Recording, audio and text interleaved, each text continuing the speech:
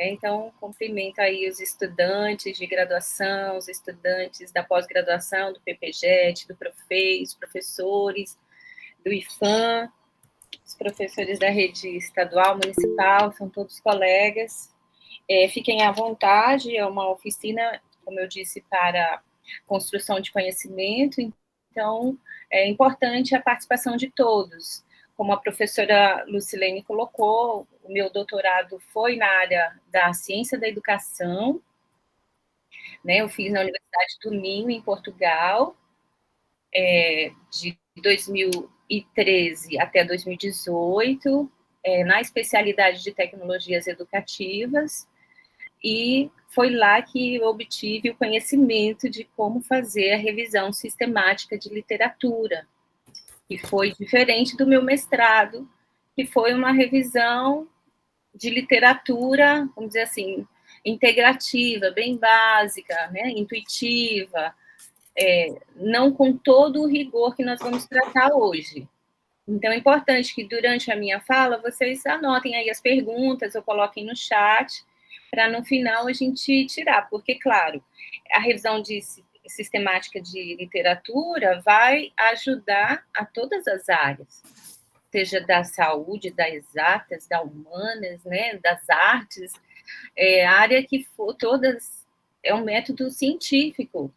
Então, como é que a gente vai diferenciar um trabalho científico? Pelo método que foi desenvolvido, como é que foi provado, se ele pode ser testado.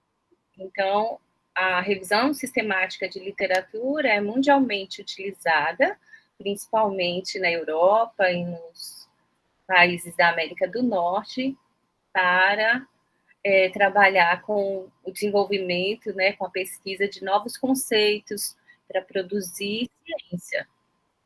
Como eu disse, ciência de todas as áreas. Então, não tem um limite. Você que é estudante de graduação, você pode utilizar para fazer a sua monografia, o seu TCC. Você é estudante do programa de mestrado, também pode utilizar para fazer sua dissertação. Você que está no doutorado, também pode utilizar para fazer a sua tese. Quem vai fazer o pós-doc também pode utilizar para fazer o seu artigo e tudo mais. Então, toda a contribuição de vocês é importante, não tem nenhuma pergunta que seja inválida, todas são importantes, tá bem? Então, eu vou falar e quem quiser levantar a mão aí o nosso apoio nos ajude aí para falar, para sinalizar. Vou pedir para todos fecharem o microfone, né, e só a Lu que vai ficar aí para mediar se alguém tiver alguma questão, né. Eu enviei um e-mail para vocês com o material que eu vou utilizar, com a apresentação antecipadamente. Então, qualquer dúvida de material está lá disponível. Vou colocar aqui o PDF da apresentação que eu preparei para o dia de hoje. Nossa oficina tem duração de 2 horas, eu pretendo falar em torno de 1 hora e depois abrir para as questões, dúvidas, sugestões, né? Estamos aqui para isso. Então, vamos ver aqui.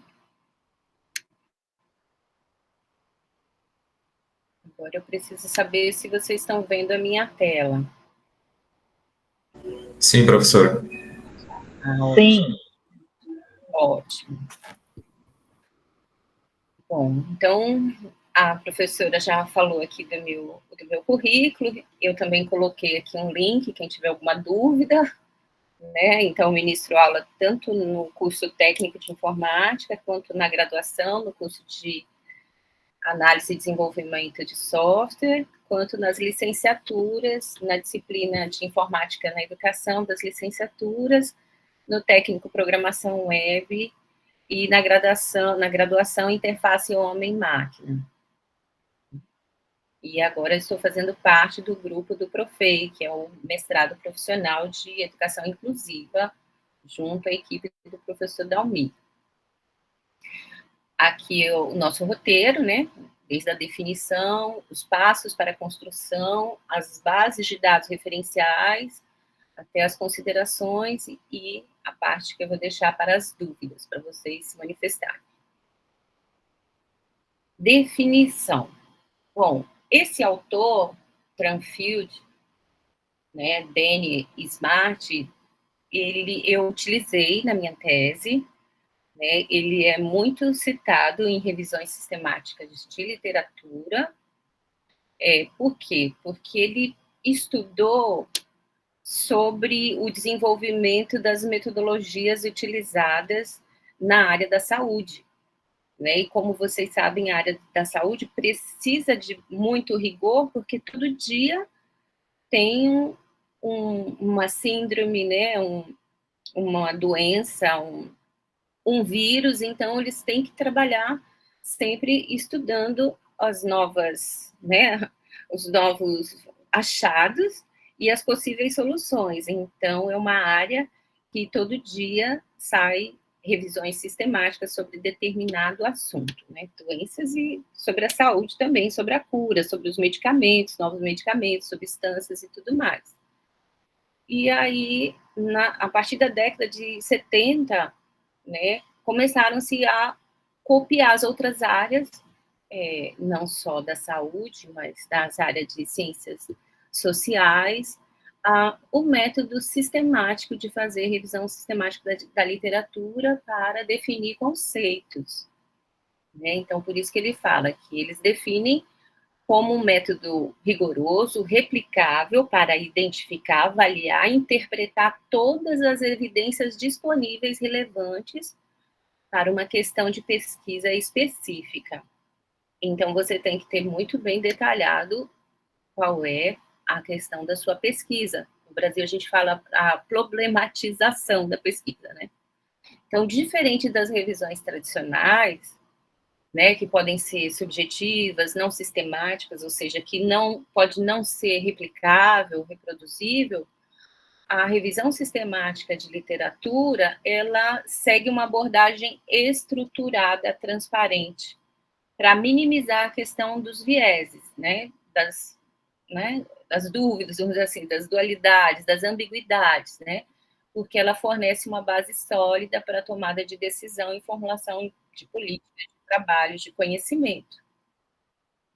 Então, assim como foi desenvolvido o protocolo para atendimento para quem tem Covid, para quem tem malária, então, a revisão sistemática de literatura tem todo um protocolo rígido para ela ser aplicado, passo a passo. É isso que nós vamos tratar hoje. A partir, né, desse artigo do Cranfield, David e Smart, que está no final dessa apresentação, os 2 artigos publicados e que eu utilizei na minha tese e que, né, tem mais de 20 anos, mas até hoje ninguém conseguiu, né, bater. Eles são da área de ciências sociais e replicaram o método utilizado na área da saúde, e isso tem sido mundialmente utilizado. A definição. Bom, a revisão sistemática de literatura, como eu disse, utiliza métodos sistemáticos. Né? Então, se você é uma pessoa que consegue organizar em passos, essa é a revisão ideal para você. Você é uma pessoa metódica, que você é excelente, porque aí você vai conseguir, passo a passo, delimitar até onde você vai, né, como você vai. E aí você consegue identificar conceitos, selecionar lacunas, avaliar criticamente uma pesquisa relevante do tópico que você quiser, né? Por que ela é importante? Porque ela é crucial para você sintetizar, né, evidências, informar uma prática, um método, uma nova descoberta. Por quê? Porque você vai partir para uma pesquisa no qual você vai abranger normalmente um período específico e idiomas, geralmente, né? Utiliza-se o inglês, o espanhol, português também, porque aí você vai estar na literatura internacional, né? A revisão da literatura ela quer saber o estado da arte no mundo sobre aquele conceito, sobre aquela pesquisa, sobre aquele objeto da sua pesquisa. Quais são as aplicações? Bom, ela pode ser aplicada em diversos campos, da saúde, da educação, das políticas públicas, da gestão, das artes, não tem limite quanto a isso. Ela pode ser utilizada para quê? Como eu disse, para você desenvolver o seu artigo científico, né, para você fazer o seu PIBIC, para você fazer sua monografia, seu TCC, para você trabalhar a sua dissertação, sua tese, né, para você deixar de uma forma explícita quais foram os passos para você realizar a sua pesquisa. Ela não é uma metodologia, ela é um método. Vamos dizer que você vai utilizar no seu trabalho, na sua dissertação, pesquisa e ação. Ok, você vai, né, escrever o que faz a pesquisa e ação e tal, e dentro da pesquisa e ação você vai utilizar a revisão sistemática de literatura para responder a determinada questão, né? E aí você acaba, com certeza, produzindo um novo conhecimento sobre aquele assunto pesquisado. Então, conforme Cordeiro et al., é um método rigoroso, explícito, que você vai identificar, selecionar, coletar dados, analisar, descrever, né, contribuições relevantes para a sua pesquisa, né, e você pode, esse trabalho pode até virar uma meta-análise. O que é uma meta-análise? É você fazer uma análise estatística dos resultados. Quantos por cento de artigo da África falam sobre a malária? Quantos por cento de pesquisadores europeus trabalham com vacinas sobre a dengue? Quantos, né? Então, você, com esse filtro que você vai fazer, com essa busca intensiva sobre o objeto da sua pesquisa, você pode obter uma meta-análise. Da minha revisão sistemática de literatura, saiu uma revisão, saiu 2 artigos e saiu a tese, né? E se espremer para sair mais coisas. Então, por isso que você tem que anotar passo a passo. Aqui eu coloquei os passos da revisão da literatura. Esse quadro aqui, à direita em inglês, foi o que eu tirei do artigo do Tranfield, né? O passo a passo, né? Essas 3 fases, do planejamento, da revisão, da condução da revisão e do relatório final. É essa tradução aqui.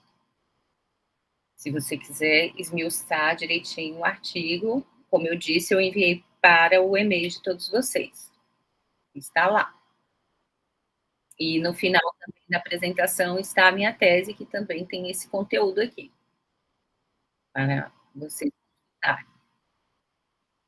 Bom, mas antes de você começar a pensar em fazer uma revisão sistemática de literatura, você tem que definir a questão da pesquisa, né? Você, antes de começar todo esse planejamento, você precisa definir claramente com o seu orientador, né, qual é a questão da pesquisa de forma bem específica, como é que você vai responder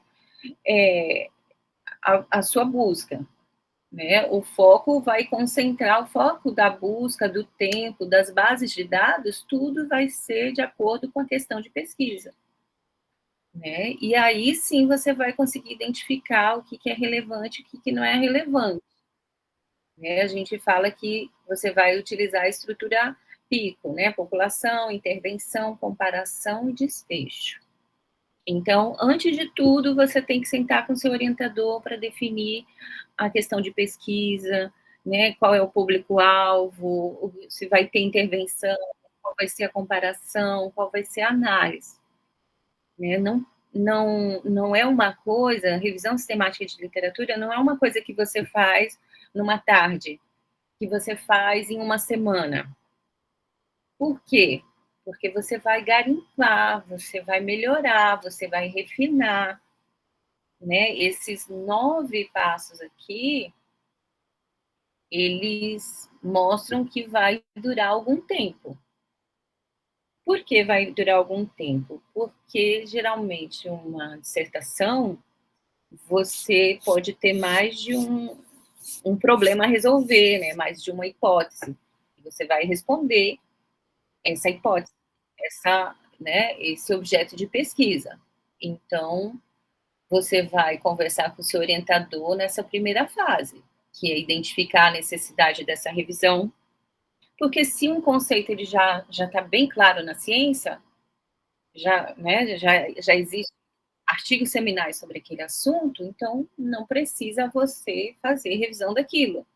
Você vai fazer alguma coisa, uma revisão de um assunto, de um conceito, que ainda não é muito divulgado, conhecido no mundo da ciência. Não foi esclarecido todos os pontos. E tem muita coisa para pesquisar, minha gente. E aí sim você vai fazer a elaboração da proposta da revisão da literatura. E aí você vai desenvolver o protocolo de revisão. Confesso para vocês, essa fase 2 aqui, esse protocolo, eu demorei algum certo tempo para fechar com a minha orientadora todos os pontos da pesquisa, porque lá que a gente define as palavras-chave, a questão da pesquisa, é lá que a gente define as bases que a gente vai utilizar, o período. São muitos itens.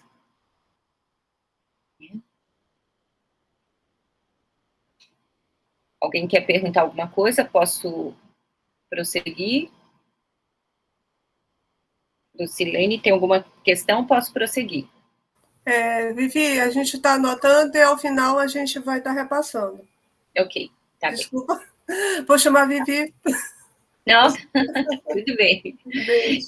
Eu coloquei aqui o protocolo, mas eu acho que está muito pequenininho, então eu vou abrir aqui no Word, vocês me falem se vão enxergar.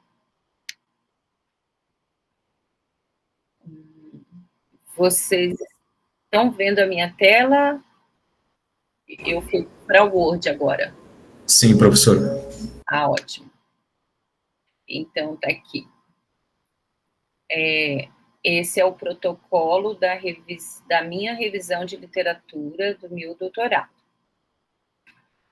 Então, a primeira coisa, como eu disse para vocês, que custou para fazer é definir o objetivo da minha pesquisa. Então, no meu caso, foi construir um quadro teórico de congruências entre trabalhos similares, né, analisar a avaliação de usabilidade técnica e pedagógica de ambientes virtuais, né, que são relevantes para o e-learning. Então, né, como é que você sabe que está bem definido o objetivo da pesquisa? Se você explica e qualquer pessoa consegue compreender. Se ficou muito complicado, tem alguma coisa que está faltando. Tá? Mas aí é um assunto que você tem que sentar com o seu orientador. Aí você vai definir as questões da pesquisa.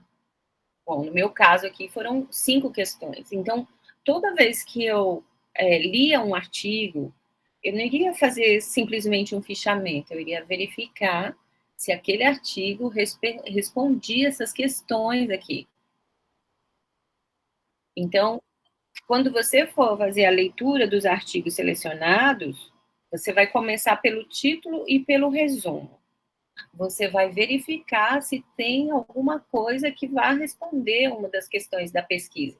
Talvez não responda as 5, as 2, mas uma, ok, você já seleciona, que depois você vai ler. Então, a priori, você tem que fechar muito bem essas questões do que você vai pesquisar, para você não perder tempo lendo artigos que não vão acrescentar nada, porque hoje em dia a gente tem muito artigo duplicado, tem artigos que é uma cópia de um do outro, porque às vezes a pessoa publicou num evento e depois de um ano que publicou numa revista conceituada. Às vezes mudou alguma coisa no título, mas você começa a ler, você identifica que é a mesma coisa. Então, eu aconselho vocês começarem lendo o título, o abstract. O abstract tá bom? Vai lá na conclusão. A conclusão você identificou que está respondendo, aí você separa para depois você ler todinho para fazer o fichamento ou as anotações, né, como vocês acharem melhor com o orientador.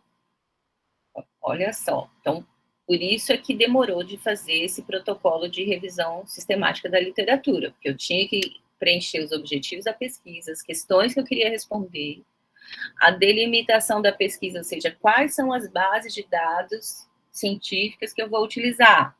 No meu caso, eu usei o Web of Science, que é uma base internacional, né, multi-áreas, interdisciplinar, a Scopus, né, que tem muita coisa da área de exatas, a ERIC, que é da área de educação, e também o Google Acadêmico, né? Por quê? Porque às vezes você não acha na base, mas você acha no Google Acadêmico. Então, eu aconselho também ter o Google Acadêmico. Pode ter a CAPES, pode ter Cielo, mas é bom também colocar uma base de dados aberta, né? Eu posso falar para vocês que o IFAM, ele paga uma assinatura, assim como as universidades gratuitas, a UEA, a UFAM, né, para ter o acesso a essas bibliotecas, como Web of Science, Scopus, ERIC. Vocês têm só que usar o acesso de vocês de aluno e a senha do e-mail institucional, que aí vocês conseguem. Eu vou mostrar logo mais o Café, que é a plataforma, né, que é o VPN, para vocês acessarem essas bases de dados científicas que são internacionais. Eu defini aqui, ó, o período da minha pesquisa. No meu caso, foi de 2005 a 2017. Né? Geralmente, na área da tecnologia, da saúde, são os últimos 5 anos. Mas tudo isso você vai definir com o seu orientador. Aí você vai definir as palavras-chave, os termos e sinônimos. Isso aqui dá um pouco de trabalho também, gente. A revisão sistemática de literatura, ela não é difícil, ela é trabalhosa. Por quê? Você vai pegar as primeiras palavras que você quer fazer a pesquisa e coloca lá no Google Acadêmico, ou depois eu vou mostrar para vocês as 3 IA que pode nos ajudar, as 3 ferramentas que eu achei que pode ajudar aí na revisão da literatura. Você joga essas palavras e ele vai trazer os autores, alguns artigos. E aí você dá uma olhada naqueles principais artigos, né, os que têm mais citações, nas palavras-chave deles. Porque às vezes você está utilizando um termo, mas a comunidade científica utiliza outro termo diferente do seu. Então, é importante que você esteja alinhado com a comunidade científica. E vocês viram que eu coloquei aqui tudo em inglês. Por quê? Como eu disse para vocês, é importante que a sua revisão, principalmente, né, do mestrado, do doutorado, da especialização, que a sua pesquisa seja internacional, que não pode ser só em língua portuguesa. Na graduação pode até ser, mas a partir da especialização, não. Porque, gente, publicação em língua portuguesa é quase 1% de produção intelectual em língua portuguesa. As principais revistas estão em inglês, francês, né? Espanhol, alemão.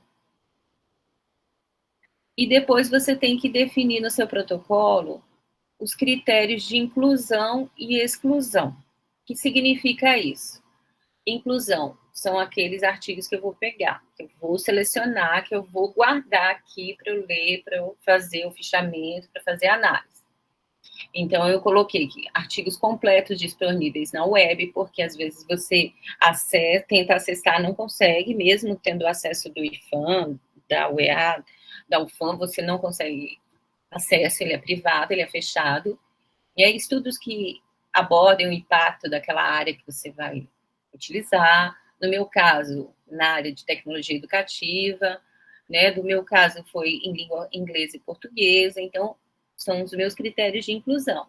Os critérios de exclusão, bom, os que estão fora dessa área de educação, tecnologia, né? Artigos duplicados, como eu disse para vocês, tem muito artigo duplicado. Artigos que enfatizem hardware, né, outras coisas, artigos de games, artigos de educação infantil. Então, são coisas que, na minha pesquisa, no meu protocolo, eu tirei, mas cada um vai definir com o seu orientador como é que vai ser o protocolo da sua pesquisa. Vivi, Pois não. Tem o Noé, ele deseja fazer uma pergunta. Pode fazer. Ou será que ele apertou sem querer? Apertou sem querer, Vivi. Tudo ele bem. Não falou? Tudo bem. É porque às vezes tá aqui no meio, a pessoa quer tirar uma dúvida pontual, é por isso que quem quiser tirar uma dúvida pontual, levanta a mão e aperta na mãozinha, a professora Lu faz a pergunta. Agora a Luciene, ela deseja falar alguma coisa. Ok. Professora Viviane, esses critérios aí do protocolo, né? Uhum. São aqueles 9 passo a passo que tem ali, que em inglês, que a senhora apresentou antes? Os critérios, ele está dentro do protocolo. Os critérios formam um protocolo. Olha, eu vou subir aqui a minha tabela, que está na minha tese, que você vai ter disponível, né, no quadro 15. O protocolo de revisão, o que é o protocolo? Seria um método. Assim como tem um protocolo para vacinar, tem, né, a sua receita do bolo. O que vai ter na sua revisão? Você tem que definir o objetivo, questão da pesquisa, delimitação, os termos que você vai buscar, os critérios de inclusão e os critérios de exclusão. São itens do seu protocolo. E aí, se você for aqui na apresentação, que você tem aí, ele está aqui, desenvolvendo o protocolo de revisão. Ah, tá. Né? Que tá. Não aqui, é esse... Ok, certo. Isso daí, então, é só uma parte... Só uma parte desses 10 passos, né? De 0 a 9. Entendi. Então, o negócio é longo mesmo, né? Não é uma coisa que você faça num fim de semana. O fim de semana, você pode levar algumas coisas já para o seu orientador, né? Inclusive esse protocolo. E aí ele vai te esclarecer qual o período, se as palavras são poucas, não estão dizendo nada, se precisa mais palavras, se precisa abrir mais a pesquisa, fechar, delimitar o público, delimitar o local. Né? A sua revisão durou, em média, quanto tempo, professora? Bom, na verdade, eu fiz várias durante todo o doutorado. Então, vamos dizer, para cada conceito que eu queria definir, né, que a orientadora pediu para definir, eu demorei em torno de 4, 5 meses.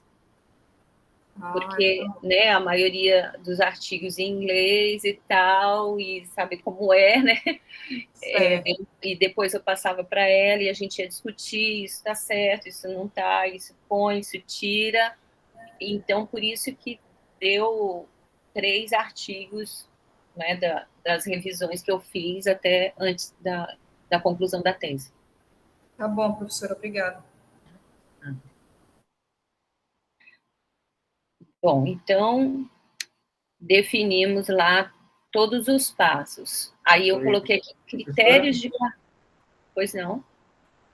A Márcia Simões, ela ficou com dúvida na relação dos artigos duplicados. Ela pensou que eram artigos duplicados, perdão. Porque ela pensou que os artigos eram o mesmo encontrado em mais de uma base. Ela quer sanar essa dúvida. Sim, Márcia, isso pode acontecer. Né? Você pode entrar porque a Cielo, por exemplo, ela está indexada dentro da base de dados da CAPES. Então, você procurou um artigo dentro da CAPES, achou, depois você foi no Google Acadêmico, ele te direcionou para o Cielo e é o mesmo artigo. Isso pode acontecer. Então, por isso é que você tem que fazer a primeira checagem dos títulos e dos abstracts, porque também as pessoas podem mudar o título, mas você vai ver pelo abstract, pelo resumo, e pela conclusão que é a mesma coisa. Então, você não deve sair lendo todo o artigo. Primeiro você faz essa garimpagem, essa mineração de dados, como fala em computação. Tá? Então, acontece. Por isso é que eu disse que cada tópico que eu fiz a revisão, cada conceito, parte da tese, durou de 4 a 5 meses. Né? E aí, o que vocês têm que fazer? Vocês têm que ser bem metódicos para fazer a revisão sistemática de literatura. Você tem que registrar todos os passos. Então, aquilo que você acha que foi um erro, porque você estava pesquisando a palavra pedagogia e deveria ter colocado pedagógico, né? Em vez de ser tecnologias assistivas, deveria ser tecnologias acessíveis. A comunidade está usando tecnologias acessíveis e não tecnologia assistiva. Isso não é um erro, isso faz parte da sua revisão, isso você tem que registrar. Isso é um dado que às vezes nós traduzimos de uma forma diferente e nos países de língua inglesa é de outro, nos países de língua espanhola é outro termo, mas são todos sinônimos. Então, não tem um erro. Você está trabalhando a revisão. E durante essa revisão pode ter avanços e às vezes tem que retornar um pouquinho. Tá? Então, não é importante a quantidade, mas a qualidade. Não é importante você terminar logo, mas você fazer com muito critério, passo a passo, e documentar tudo. Toda essa documentação vai para onde? Vai para a metodologia do seu trabalho. Nada você perde na revisão, nada. Até os resultados, não foi achado tal coisa, não foi achado, também é um resultado. Tá. Então, fiz aqui o protocolo que vocês podem consultar lá na minha tese. Esse é o meu protocolo. Cada um vai fazer o protocolo conforme a orientação do seu orientador. Meu orientador não fez. Você faz, manda para ele revisar, analisar e te dar uma resposta. Né? Porque o orientador tem muitos orientandos e nem sempre ele vai ter tempo de fazer junto com você. Então, é importante que você dê esse passo, né? Você esteja puxando, né, para a pesquisa sair, que é interesse seu e do orientador que saia. Aí você vai começar a fazer a busca sistemática depois que você definiu direitinho esse protocolo. O que é a busca sistemática? Bom, ela vai utilizar várias bases de dados científicas e estratégias de busca bem estruturada e termos-chave relevantes. Como eu disse, as primeiras buscas, vocês vão dar uma olhada nas palavras-chave que a comunidade científica está utilizando. Então, aqueles artigos muito citados, aqueles pesquisadores muito citados naquela área, é importante ver o que esses artigos seminais, como é que eles estão colocando esses termos-chave. Né? Seleção criteriosa, como você colocou lá no seu protocolo de revisão sistemática de literatura, estabelecer bem direitinho os critérios de inclusão e exclusão para avaliar a elegibilidade desses estudos. Você vai utilizar os operadores booleanos. Vou já falar sobre eles, apesar que eu acho que todos conhecem, mas eu vou falar. E registrar isso, né? Manter o registro detalhado de todo o processo que você fez. Tá. Como é que você faz esse planejamento da estratégia de busca? Como eu disse, você vai buscar as palavras significativas, né? Como substantivos, adjetivos, que descrevam o seu tema. Então, isso já inclui uma busca prévia para buscar esses termos, né? Excluir palavras vazias, né? Com preposições, verbos, conjunção, essas coisas não precisam entrar nas palavras de busca. Né? Ver os termos correlatos daquele termo que você está utilizando, sinônimos, os nomes populares, científicos, o nome em inglês, né? Os autores, referência da área, é importante que você conheça da área que você está pesquisando, quais são os autores mais citados, né? Usar variações da palavra em plural, em singular, né? E listar as palavras-chave em outros idiomas, principalmente em inglês. né? Até você chegar nas palavras-chave que são importantes para o seu trabalho. Isso é precioso, porque seu orientador vai te perguntar como você chegou naquelas palavras-chave.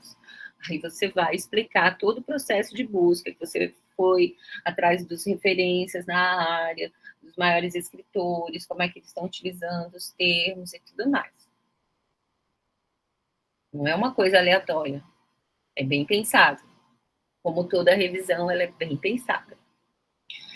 Então, esse planejamento aí vai facilitar todo o seu trabalho de divisão dos assuntos, né, que você vai buscar responder nas questões da sua pesquisa, né? Depois de separar cada assunto principal, como eu disse para vocês, eu fiz umas 3 revisões sistemáticas de literatura, porque eu pesquisei sobre desenho universal da aprendizagem, eu pesquisei sobre usabilidade técnica, pedagógica, sobre dispositivos móveis nos ambientes virtuais de aprendizagem, e aí eu fui dividindo revisões, né? E aí eu defini lá o tempo, a época de tal ano até tal ano, espaço geográfico, idioma, o tipo de documento, se são artigos, se são livros, né, a faixa etária, uso de tesauros. O que é um tesauro? Um tesauro é um dicionário de termos, né? No tesauros você tem lá um dicionário falando da onde origina tal palavra, tal termo. Depois eu posso mostrar alguma coisa para vocês. Alguns artigos não têm o texto completo, então você vai ter que selecionar um por um, né? Baixar. Eu vou mostrar para vocês uma ferramenta que eu utilizei, que me ajudou bastante na hora de organizar todos esses artigos, porque uma coisa é você baixar no seu HD, no seu Drive. E depois, para você organizar, você saber quais artigos são de tal termo, quais artigos são de tal período. Tem que ter uma organização nisso, né? A abrangência, se é nacional, se é internacional, tudo isso está no seu planejamento. Tudo isso aqui está dentro do seu protocolo. E os operadores? Bom, quando você for colocar lá nas bases de dados, Web of Science, na CAPES, né, na Cielo, você vai colocar 2, 3, 4, até 5 termos, né? É interessante você colocar. E aí você vai separar esses termos por esses operadores booleanos. Então, se você for colocar, por exemplo, tecnologia assistiva. Então, quando você usa o AND, que é a mesma coisa que todas as palavras, né, ele vai incluir todos os artigos, todos os trabalhos que tem a tecnologia e assistiva, porque você colocou o AND no meio, ou a palavra E. Então, ele vai diminuir o número de resultados. Se você colocar tecnologia ou assistiva, ou colocar assistiva ou acessível, aí ele vai aumentar o número de resultados, porque ele vai trazer artigos que tenha só acessível, outros que tenha só assistiva. Né? Então, ele está dando exemplo aqui. Se a pessoa colocou gerente de RH, aparece só 200 resultados. Se colocar corporativo e RH, ou RH, 450 resultados aqui, ó. Olha a diferença de uma busca. Gerente de RH e corporativo, quer dizer, um artigo, um material que tenha esses 2 termos. 85 resultados. Se for corporativo ou empresarial, 788 resultados. Imagina, gente, se a sua busca der um número muito grande, desconfie que está muito aberta a sua busca, suas palavras estão precisando de alguma coisa aí para delimitar, né? Senão você não vai conseguir terminar em 1 ano e 2 anos a sua revisão sistemática de literatura. Então, você tem que levar em consideração o tempo que você tem. Se você utilizar o não significa que ele vai excluir a palavra que está na frente do não, do not. Né? Se a pessoa usar assim, gerente de RH, not empresarial, já vai delimitar, mas ainda vai diminuir os resultados. Então, dependendo dos operadores de busca, sua busca pode trazer muitos resultados ou poucos resultados. Vou já mostrar para vocês numa base de dados aqui. As bases de dados referenciais. Como vocês viram no meu protocolo, eu utilizei o Web of Science, né, que é uma base internacional, multidisciplinar, né, usei a EBSCO e a Scopus. Né? A EBSCO é mais de educação, a Scopus mais para a área de exatas, mas tem das outras áreas, ela é multidisciplinar. A PubMed é da área de saúde, então se você é da área de ciências sociais, não é adequado você procurar na base de dados PubMed. Então, você tem que analisar com o seu orientador quais são as bases de dados que vocês vão utilizar para sua pesquisa, para você não perder tempo, né, com essas coisas, e o mais importante, que é você se concentrar para a leitura dos artigos, você, né, deixar separado esse tempo que você tem para levar para a leitura, para a análise, para a conclusão do seu trabalho. Aí eu coloquei aqui o portal Café da CAPES. Então, todos que são alunos do IFAM, né, assim como das outras universidades públicas, têm o acesso gratuito nesse portal CAF. Como é que vocês fazem isso? Bom, antes de chegar aqui, vou abrir aqui o portal do IFAM, da biblioteca do IFAM. Eu estou na biblioteca do IFAM CMC, estão vendo?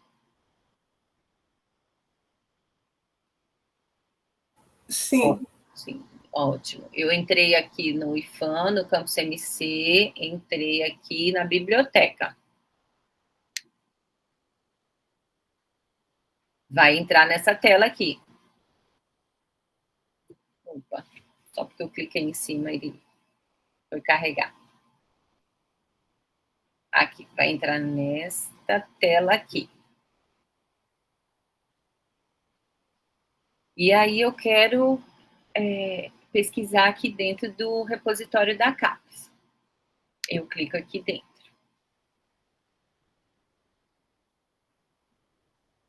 Aí ele entra nessa tela aqui.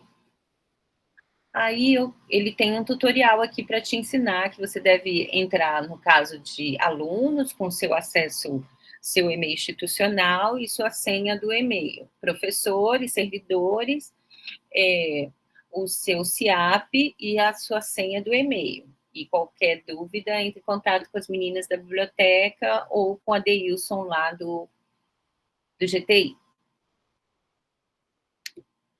Eles é que liberam o acesso para a gente.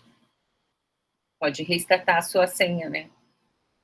Aí, gente, quando você entra lá no portal CAPES, ele vai entrar nessa tela. Aqui, você não se importe com esse primeiro menu aqui em cima, não. Aí, aqui, ó, acesso CAF. O que significa isso? Para você acessar o VPN do IFAM, quando você estiver em casa, para você ter acesso às bases de dados científicas que são liberadas. Cliquei aqui. Seleciona a instituição. IFAM.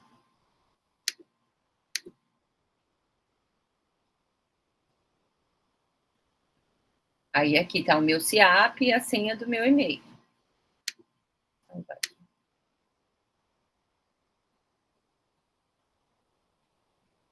No caso dos alunos, é o e-mail institucional. Bom, vamos ver se abre, né? Se abrisse, seria interessante só para mostrar para vocês a interface. Como utilizar os operadores booleanos.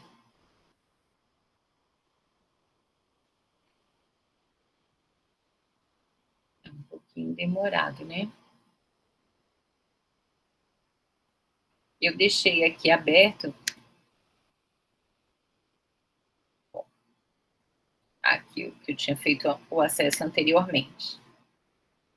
Então, ele vai entrar aqui nessa tela, né, do acesso do portal CAPES para você. E aí você vai colocar os termos. Você pode colocar o termo aqui ou ir aqui na busca avançada.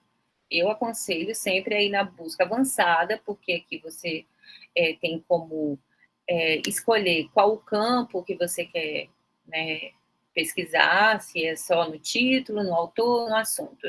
Geralmente eu deixo todos que contém. Vou colocar aqui tecnologia assistiva e qualquer campo que tenha acessibilidade. Se eu quisesse colocar outros termos, eu clicaria aqui. E usabilidade. Aí aqui, ó, que tipo de material que eu quero?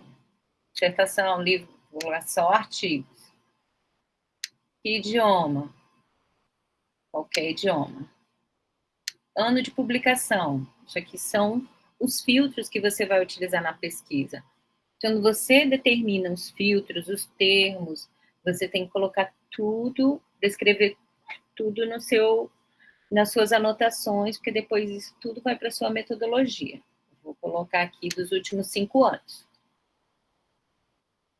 Ó, tem 3 termos. O artigo tem que ter tecnologia assistiva, tem que ter acessibilidade, tem que ter usabilidade. Busca.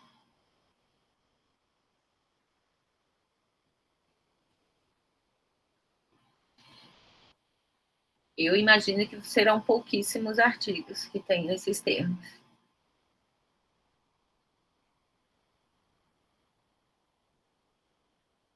E a nossa internet tá uma beleza. E vocês vão testando aí também de vocês. Tentem acessar aí da biblioteca. Tentem fazer a mesma coisa.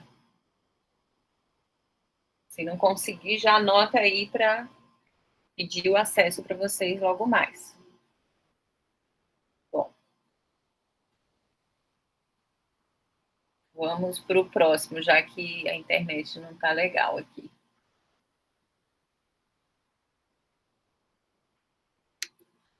A interface da Scopus, que também tem aqui, ó, para você entrar aqui pela biblioteca, pelo site da biblioteca e da Web of Science, ela tem aqui essa interface. Oi, Viviane.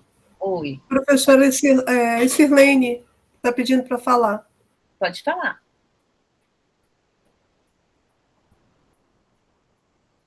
Ouço.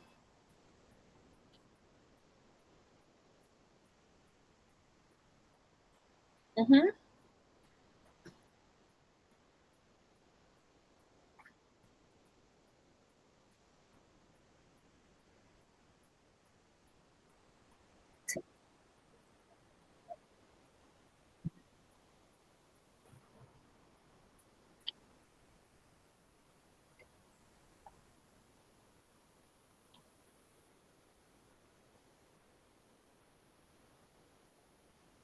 Uhum.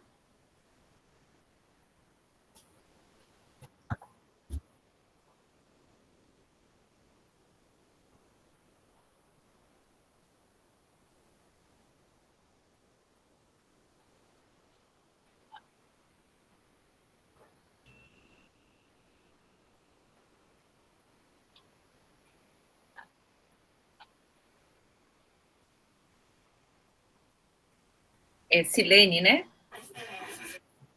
Silene, muito obrigada pela pergunta. Ótimas perguntas.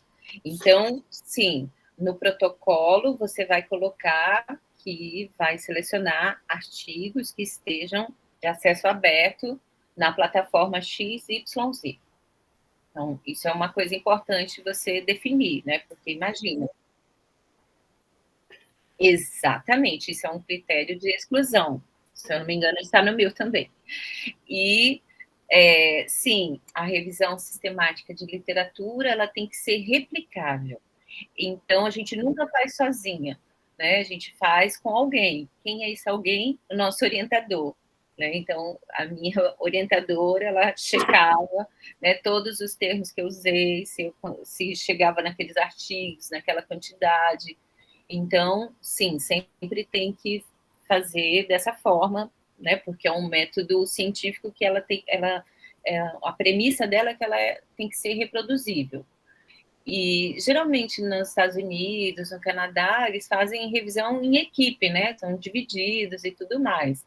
Na Europa, outros lugares, mas no nosso Brasil, a gente faz, geralmente, junto ao orientador. Nunca se faz uma revisão sozinho, tá? Nada. Então, o Scopus, se vocês, então, acessarem a base de dados... Olha aqui, não carregou mesmo a internet. Se vocês forem acessar a base de dados Scopus, eu gosto muito da Scopus, sempre traz bons artigos, né? Aqui, ó, você pode escolher todos os campos ou determinar qual campo que você quer. E aí você coloca quantos termos você quiser. Lembra dos operadores. AND, OR e NOT, né? Se você colocar OR, ou esse termo ou esse. Se você colocar AND, esse e esse. Se você colocar o não, né, não inclui esses termos. Então, são bem interessantes e muito interessante aqui os filtros que ele tem. Então, você pode determinar aqui o período da sua pesquisa, você pode determinar aqui nesse filtro as sub-áreas da sua pesquisa. Não está carregando aqui, gente. O tipo de documento, se é artigo, se é de conferência, se é de revisão, o idioma, as palavras-chave. Ele tem vários tipos de filtro, por isso eu gosto muito do Scopus, porque ele faz de acesso open access, né? De acesso aberto.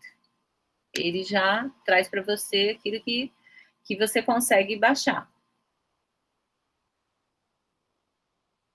A Web of Science também tem acesso aqui, como eu disse, pelo portal da biblioteca do IFAM, que é essa biblioteca multidisciplinar.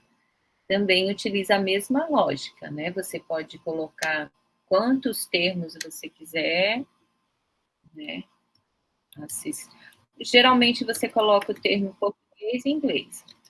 Assistive, technology,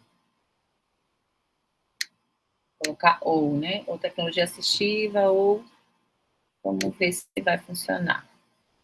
E aí ele vai trazer os artigos, se a internet deixar.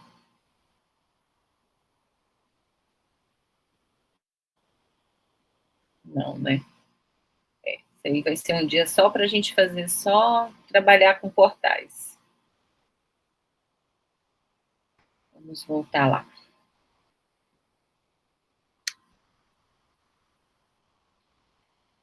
E o Google Acadêmico? O Google Acadêmico, ele é bom para você ter um parâmetro, né? Para você fazer algumas buscas, assim, experimentais. Se bem que eu vou mostrar algumas ferramentas que vocês vão ficar também impressionados, assim, com algumas resultados que saem bem rápido. Se eu acessar aqui o Google Acadêmico,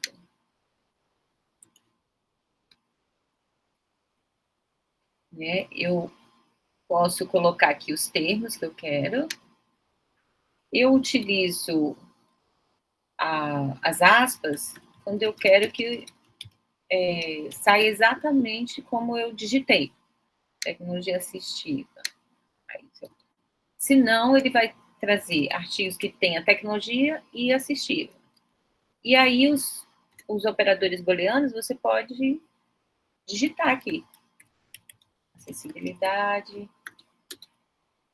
e usabilidade.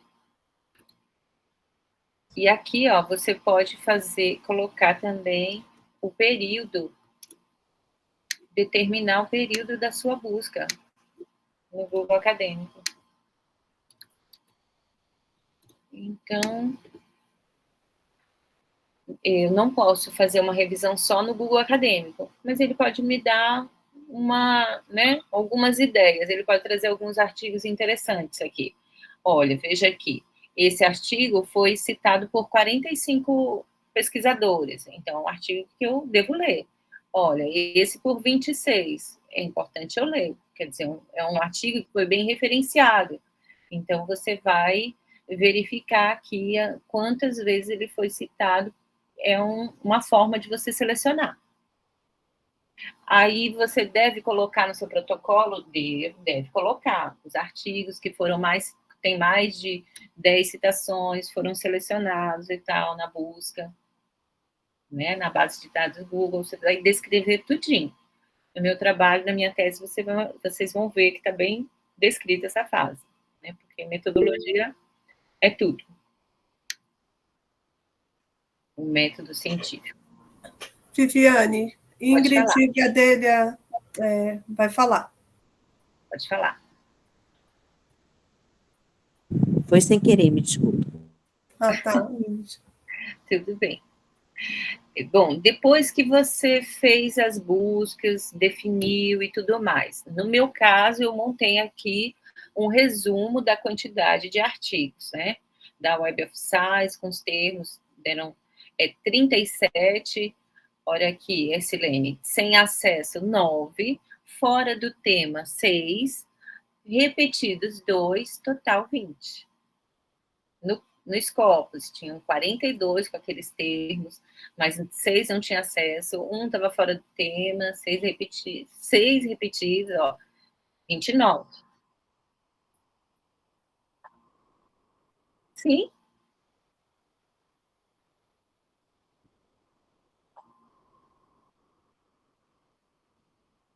E isso, lembra que eu te disse que tudo que parece que deu errado, não deu errado? Tudo você aproveita?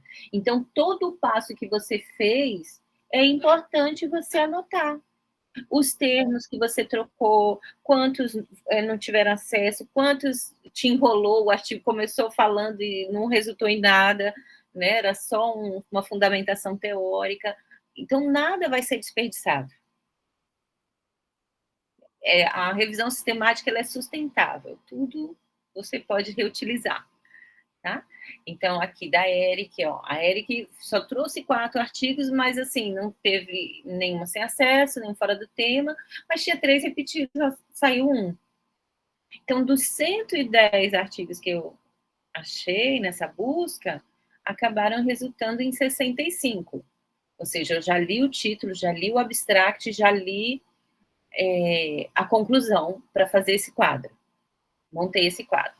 Aí eu fui direto fazer mais filtros nos artigos. Depois dos 110, aí teve um refinamento, né, com abstract e conclusão, e depois eu fui ler, especificamente ler, porque, de repente, você não quer, na sua revisão, relatos de experiência. Então, você vai colocar, mas você só vai descobrir isso ao ler o artigo. Não dá para descobrir nem no título, nem no abstract, nem na conclusão. Então, no meu caso, caiu, 65 deu 14 artigos que foram realmente relevantes, que trouxeram realmente algum resultado para a minha pesquisa, para responder aquelas questões que eu coloquei. Então, essa avaliação de qualidade metodológica que você vai fazer ao ler, né, isso é que você vai levar alguns meses para fazer, vai eliminar o viés, né, a ambiguidade, enviesamento, você vai utilizar ferramentas de checklist para você validar, para você verificar se aquele artigo tem metodologia adequada, se foi realmente aplicado, se tem algum resultado, né? E verificar as evidências que ele mostrou ali no desenvolvimento do artigo. Aí, isso aqui, essa avaliação da qualidade só dá para fazer quando você estiver lendo mesmo. E aí, sim, é que você vai tirar desses 65, no meu caso, 14, né? Que você vai fazer essa extração e síntese dos dados. né? Coletar as informações chaves do estudo de forma sistemática e padronizada. Então, você vai criar uma forma, será em planilha, em resumo, tem gente que gosta de escrever, pôr no caderno para depois passar, né? Para você fazer essa descrição, sumarização dos principais achados de forma clara e concisa. E aí você vai ter a sua síntese quantitativa ou qualitativa, né? Ou vai realizar, no caso do quantitativo, uma meta-análise, né? Ou a análise qualitativa dos resultados. No meu caso, foi qualitativa. Se bem que eu tinha número para fazer uma quant também. Tinha muitos dados. Quais foram os benefícios que eu tive ao fazer uma revisão sistemática de literatura, apesar de ter durado bastante tempo, eu ter ido, retornado, né, avançado, voltado, é que tem esse rigor e essa reprodutibilidade, que eu posso reproduzir. Outra pessoa pode utilizar o passo a passo, vai ter o mesmo resultado, né, porque ela proporciona uma abordagem sistemática e transparente, né, para minimizar as vieses, as ambiguidades, né, então reduz esse problema, para trazer essa base, né, para decisões, ela vai trazer resultados onde vai proporcionar para você uma base sólida, né, de conhecimento que traga evidências sobre aquele termo que você procurava. Por isso é que você não vai só fechar em língua portuguesa, não vai só fechar em inglês, em espanhol, né, dependendo da pesquisa que você faça. São pesquisadores da França que tem mais know-how na área, então tem tudo isso que você tem que levar em consideração. Considerações finais sobre a revisão sistemática de literatura. É uma síntese dos achados, né? Vai apresentar os principais resultados de forma clara e concisa, né? Ela traz implicações para a sua prática como pesquisador, né? Como seja de mestrado, doutorado, seja na graduação, então, tanto na parte acadêmica quanto profissional, para tomada de decisão, e ele vai sempre apontar as limitações daquela pesquisa e futuras pesquisas. Então, há revistas que só publicam revisões de literatura, né, não sistemática, porque tem outros tipos de revisão de literatura. E eles deixam lá 20% do artigo para as contribuições, para os trabalhos futuros, para o que ficou para ser pesquisado, o que falta, o que está escasso sobre aquele tema, por quê, né, por onde. Então, é a parte da análise, né, da avaliação qualitativa. Quando você estiver lendo o seu artigo, você não vai ler como você lê um romance. Não, sua leitura é como um pesquisador com aquelas questões do seu lado, você lendo e procurando se você responde aquela questão. Opa, achei a resposta. Então, já grifa, já coloca no seu diário, né, ou no seu, se é digital, vocês que são mais geração digital gostam já de colocando, né, no computador, no texto. No meu caso, eu preferia imprimir os artigos, ainda mais em inglês, e lendo, e grifando, e fazendo anotações para depois passar para o Word. Mas cada um vai descobrir a melhor forma. O importante é que vocês comecem, né? Comecem, porque dá um pouquinho de trabalho. E aí, gente, tem aí algumas novidades que eu achei que pode contribuir para vocês. São 3 ferramentas de IA que ajudam na revisão sistemática de literatura. Então, tem a Open Knowledge, tem a Connect Papers e a Consensus. Olha aqui, deixa eu ver se eu consigo, se está aberto aqui, Open Knowledge. Essa é a Open Knowledge. Estão vendo a minha tela? Sim, professor. Sim, professor. Sim. Ótimo. Então, eu vou colocar, olha, pode ser PubMed, que é só na área da saúde, ou todas as disciplinas. Vou colocar um termo aqui. Tecnologia assistiva. Acho que a Luziane quer falar. Pode falar. Vamos ver se ele consegue gerar enquanto a Luziane fala. Ele está procurando nas bases dele quais são os artigos que têm tecnologia assistiva e ele vai montar aí um mapa. Isso não substitui o seu trabalho de revisão. Isso só te ajuda a achar os principais autores.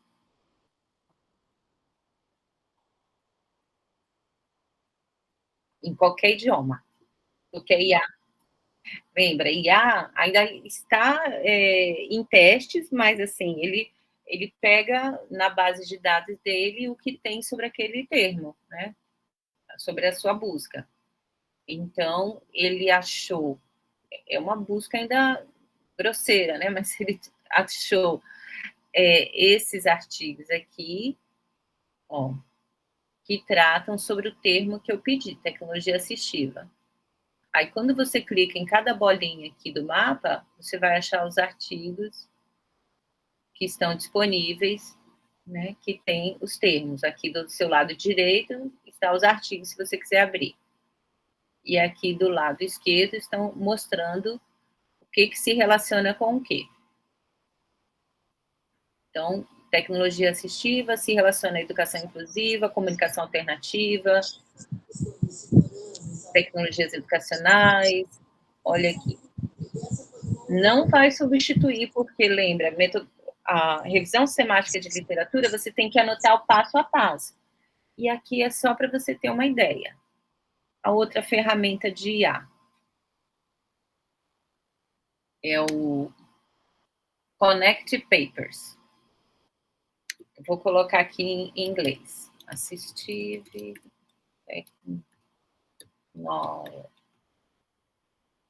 aqui. Assistive Technology, ele já até traz o que ele tem aqui primeiro. Olha, já traz aqui os autores. Lembra que eu disse que vocês têm que conhecer os principais autores da sua área? É muito importante.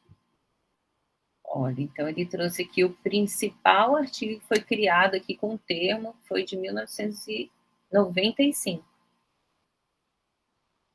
Dentro da área de HC. Legal. Ele traz aqui um mapa de como esse termo está relacionado entre os autores. Olha aqui o range, de 87 a 2011.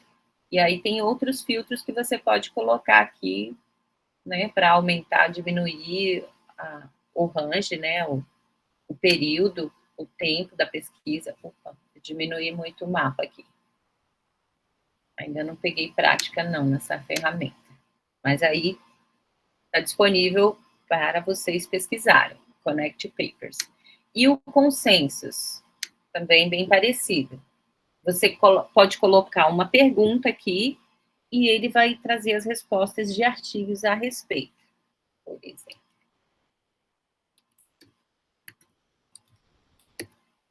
Coloquei aqui, tecnologia assistiva.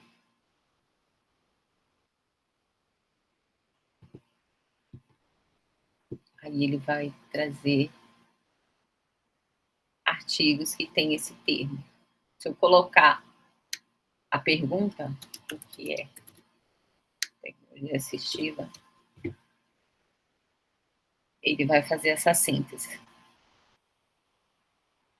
Então, para você começar a buscar os termos da sua pesquisa e tudo mais, os sinônimos, isso aqui pode te ajudar, para você achar os principais pesquisadores da área, isso vai te ajudar. Tem outros filtros aqui para você colocar o tempo e tal, se é journal, qual tipo de documento, se é acesso aberto ou não. Tem filtros aqui também. Então, essas 3 ferramentas aqui podem te ajudar. O Mendeley, esse aí merece uma outra oficina. Ele ajuda, não sei se alguém já utilizou, ele ajuda a organizar as suas referências. Por que acontece, gente? Quando você vai fazer uma dissertação, uma tese, uma monografia, chega uma hora que você já não sabe onde é que estão os artigos, como é que você organiza para você fazer a citação corretamente e tudo mais, né? Para você colocar no Word e tudo mais. Então, o Mendeley, ele é um catalogador, vamos dizer assim, de referências, entre outras coisas. Ele também pode ser uma rede de pesquisadores. Ele tem a versão online e tem a versão desktop, que você pode baixar, né? Então, você faz o cadastro e você pode buscar aqui o termo da sua pesquisa. Muitos pesquisadores estão cadastrados aqui, então, de repente, você não achou acesso a um artigo que você quer muito. Você pode mandar mensagem pelo Mendeley para aquele pesquisador que você queria. Então, por exemplo, eu vou buscar aqui sobre tecnologia assistiva. Olha, ele já fez aqui uma busca e ele tem filtros. O que ele me ajudou bastante? Ele me ajudou a organizar as referências. Então, eu fui dividindo os meus capítulos em pastas dentro do Mendeley, para que no capítulo 1 ele ficar só os artigos que eu utilizei no capítulo 1. Capítulo 2, só os artigos que eu utilizei no capítulo 2.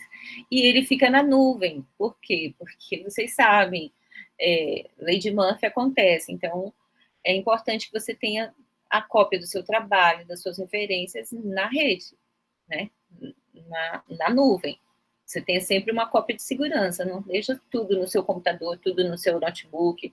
Deixa no seu e-mail, né? No Mendeley, em ferramentas que tenha como recuperar. Então, tem como você organizar as referências aqui e fazer o link para o Word. Aí merece outra oficina, o Mendeley.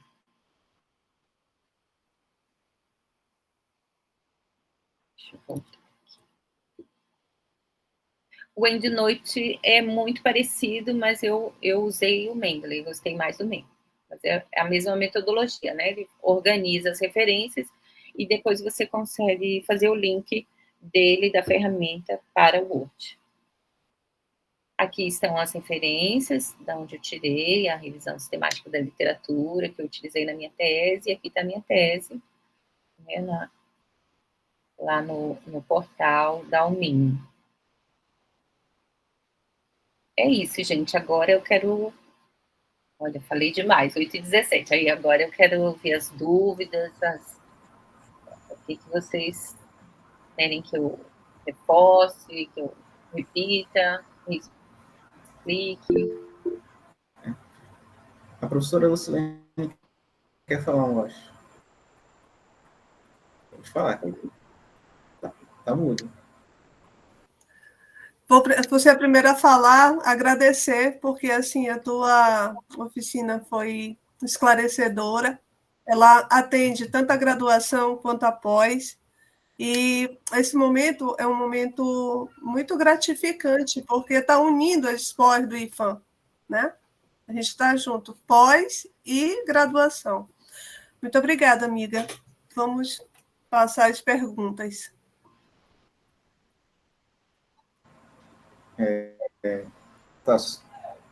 Tá sorrindo, para quem não viu no início. E eu vou fazer as perguntas, deixaram nos comentários. A primeira pergunta Boa noite, professora. João Paulo. Ele diz assim: como determinar ou quais fatores podem determinar os critérios de inclusão e exclusão? Acho que sobre os Pode artigos. repetir, por favor, Rian? Como determinar? Ah, tá. Do João Paulo. Como determinar ou quais fatores podem determinar os critérios de inclusão e exclusão? Ele se refere, se não me engano, aos artigos. Sim, entendi.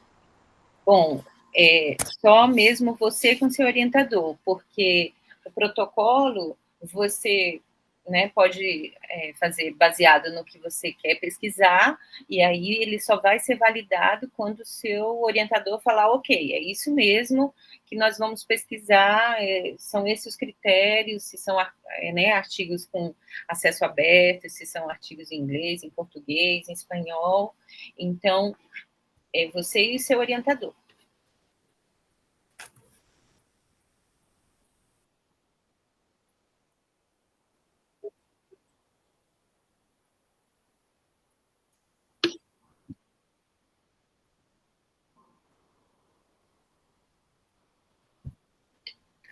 Exatamente.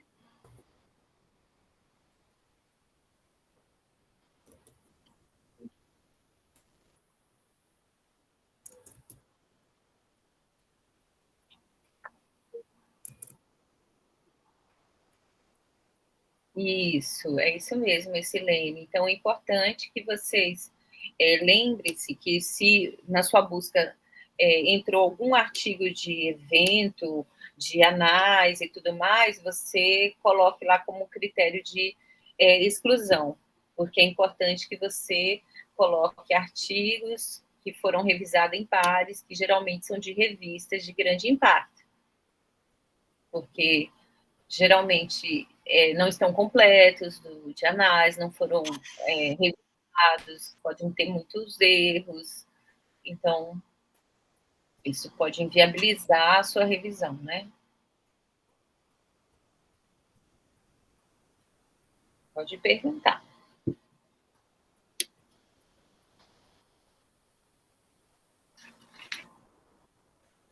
Vou perguntar aqui. Prof, Sim. boa noite. Boa noite. Professora, quando a gente utiliza aqueles navegadores booleanos, aí a gente põe lá uma expressão, as que a senhora colocou, né? Tecnologia assistiva. Daí a senhora põe entre aspas e and, aí coloca um outro termo. Então, no único texto, ou melhor, essas expressões que estão entre aspas, se houver o and, só vai sair texto que tenham aquelas duas expressões, certo? Inclusas Correto. no mesmo texto. Correto. E aí sua busca vai ficar mais precisa, né? Você vai escolher os termos, vai colocar entre aspas, and, né? Então, vou estudar sobre acessibilidade para autista, para TDAH. Então, você vai colocar todos os 3 termos entre aspas e com and. Né? Porque se você colocar or, vai colocar ou, vai aparecer muitos artigos, né? E, como eu disse, não vai dar tempo de você terminar. Um ano vai ser pouco. Então, quanto mais palavras-chave eu utilizar com o and, mais refinado aí fica a busca. Correto. Não é isso? Isso mesmo. Tá bom, obrigada. Exatamente. E assim, você vai refinando e você vai acabar chegando no número, sei lá, de 30, 40 artigos em uma base de dados. Ok. Tá bom o número? Tá bom o número. E aí, professora, aí você vai fazer aquela leitura, o título, o abstract e a conclusão, e vai ver se estão de acordo com aqueles critérios, se estão respondendo a questão de pesquisa, se não é duplicado, se não é acesso fechado, né? E aí você vai refinando e vai fazendo lá seu quadrinho com aquele resumo como eu mostrei. Tá bom, muito obrigada. Oi. Estão me ouvindo agora? Sim, Ian, pode falar. Deu um bug aqui e tive que reiniciar a sala. Continuando as perguntas. A segunda é da Márcia Simões. Ela diz, tem um mínimo de artigos aceitáveis para revisão? Não tem um mínimo, porque cada pesquisa é diferente da outra, depende da área, depende dos critérios, não tem um mínimo, assim como não tem um máximo. Entendi. A terceira é da Lousiane Torres. É mais uma dúvida. Com base na dúvida do Google Acadêmico, professora, tem pessoas que dizem que não são seguros para as pesquisas. Ela quer uma ressalva, se é ou não seguro. Não é que ele é inseguro, é que ele é muito aberto, então ele pode vem livros, vem anais, vem mapas, vem, né, é um acesso multiforme. Então, não é a principal base de dados que ela deve utilizar, né? Deve utilizar a CAPES, a Cielo, né? Utilizar bases de dados mais confiáveis. Mas para não deixar, vamos dizer assim, tão fechada a sua busca, é importante que ela coloque aqueles termos no Google Acadêmico, até para ver se aqueles artigos que estão lá na base estão repetindo. É importante ela fazer essa busca. E, claro, ela vai eliminar o que é livro, o que for fechado, o que for duplicado. Ótimo, ótimo. A próxima pergunta é da Fernanda Pereira. A revisão em pares é a mesma realizada com o orientador? Geralmente é utilizada com o orientador quando você está construindo a sua revisão sistemática de literatura, mas eu já vi grupos de pesquisas que eles utilizam a revisão, várias pessoas trabalhando para aquela revisão, cada um em um conceito para formar lá aquele conhecimento, aquele corpus de conhecimento. Mas toda mudança de plano, você tem que incluir o seu orientador, para você não se perder na pesquisa, porque ele tem uma visão geral, ele já passou por todo o processo, ele sabe como é que começa, como é que termina. Ele tem mais experiência que você. Então, vá lá com ele, que ele vai sempre ter uma resposta, e ele é que vai te ajudar na hora que você for defender, que você for publicar. Então, tem que pegar a orientação com ele. Ele é que sabe. Os outros têm opinião, seu orientador é que sabe. Da cartada final. A próxima é do Exxon Silveira. Ele diz: boa noite. Comumente somos ensinados nas matérias de metodologia a iniciar a escrita do trabalho pela introdução. Todavia, considerando que se pretende utilizar a revisão sistemática, deve-se iniciar pela metodologia, uma vez que precisamos de base teórica para escrever a justificativa, a qual está na introdução, a interrogação no final. É isso mesmo. Como é o nome da pessoa? Exxon Silveira. Exxon Silveira. É isso mesmo, Exxon.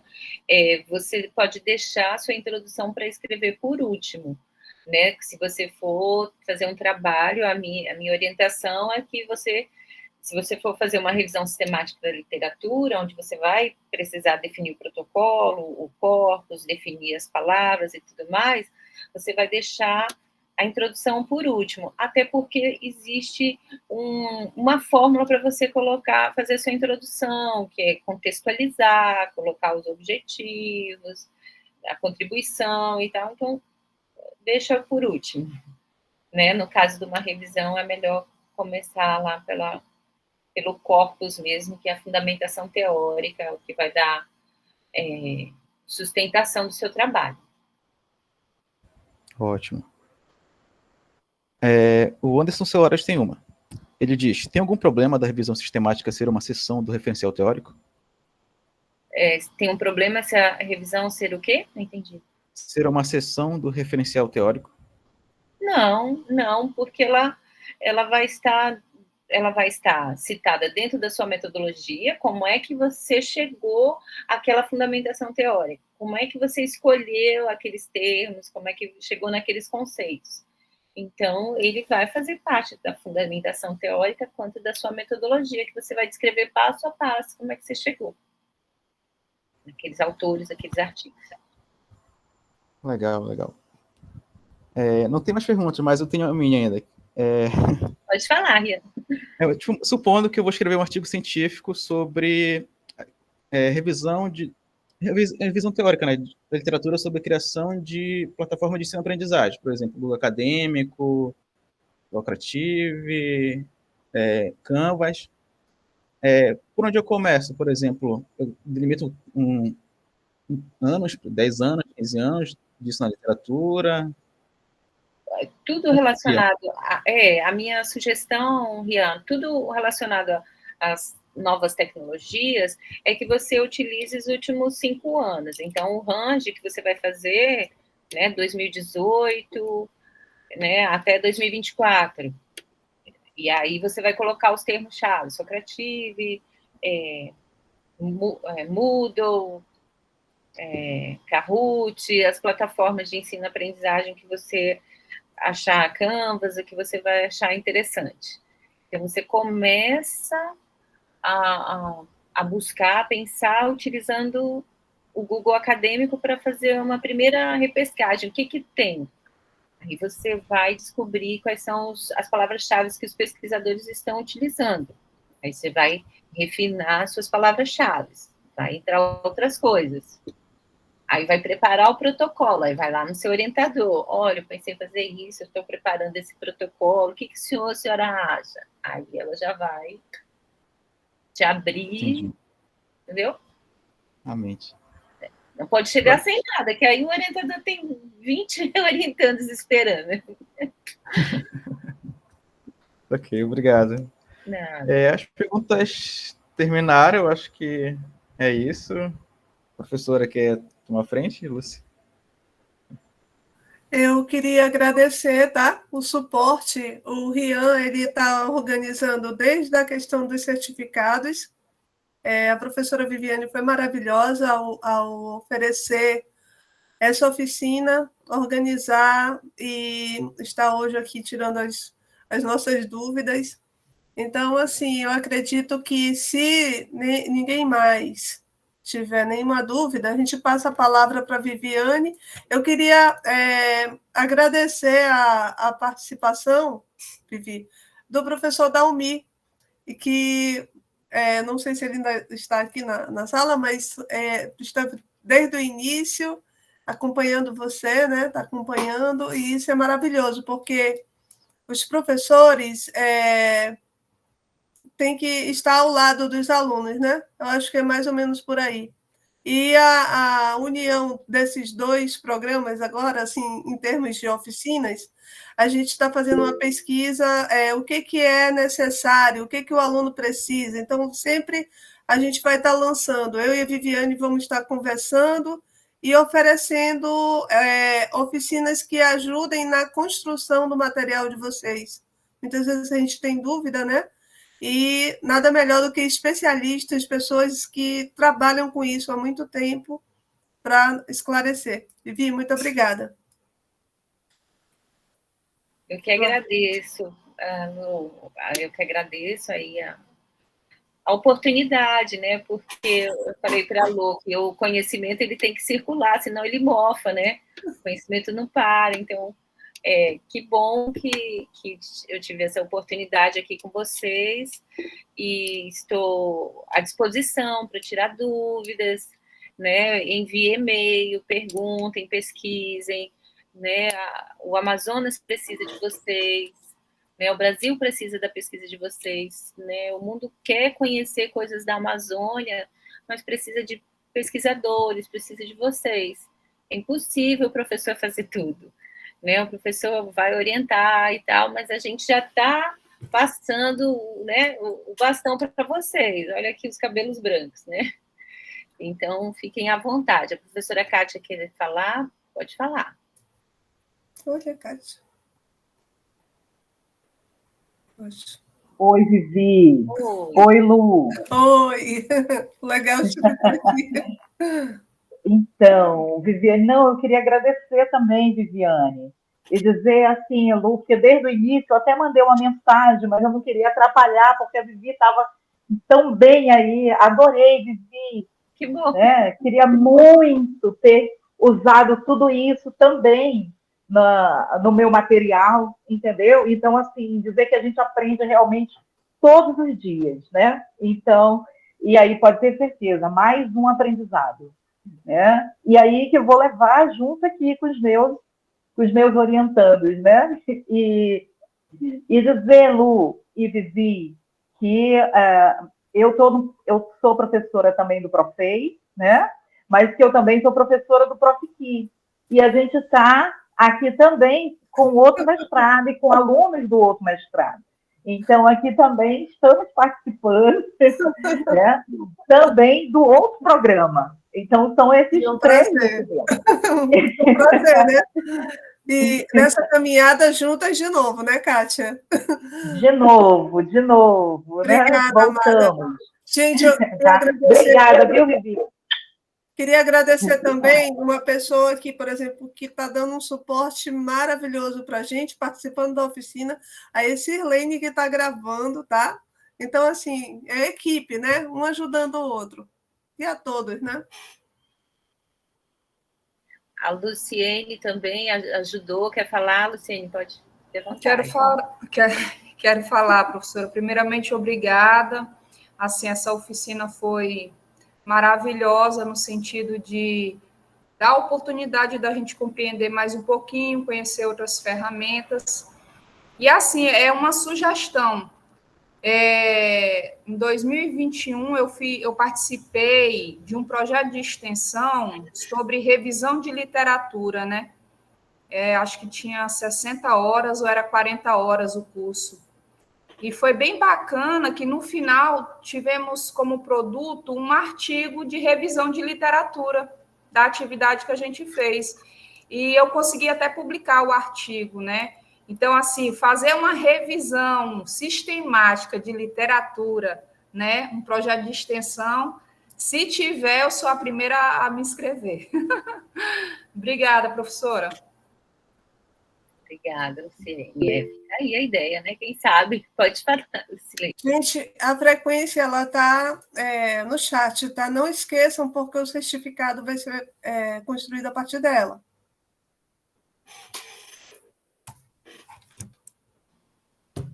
Bom, é isso, gente. Então, aos alunos, a professora Darlane quer falar também? Não, só quero aqui dizer também que fiquei maravilhada, viu? A gente vem para acompanhar os orientandos, né? E a gente também aprende tanto. Foi muito bom te ouvir, Vivi, muito bom aprender com você, compartilhar com você esse momento. E os colegas dos outros mestrados também, eu sou professora acompanhando o Profei. Aí estou muito feliz com esse momento, viu? Que venham mais. É isso aí, obrigada. Então, como eu disse, estamos aí à disposição dos professores, alunos, vamos crescer na pesquisa, tantos potenciais aí no IFAM, né, o mundo querendo conhecer o que a Amazônia tem, que nós temos, e aí a gente precisa da pesquisa básica, gente. A pesquisa básica é a revisão sistemática de literatura, que é ciência em qualquer parte do mundo, e aí precisa de vocês, né? O orientador vai te orientar, mas você que vai dar a sua contribuição para a ciência para o mundo, né? É o nosso legado. Tá bom? Muito obrigada a participação de todos. Fiquem bem. Vivi, eu só dizer que eu não sei se os demais conseguiram, mas eu cliquei aqui para ver a frequência, eu não consegui. Sério? Alguém tentou aí, Rian? Veja aí se está funcionando, deixa eu ver. Tá funcionando, tá chegando aqui.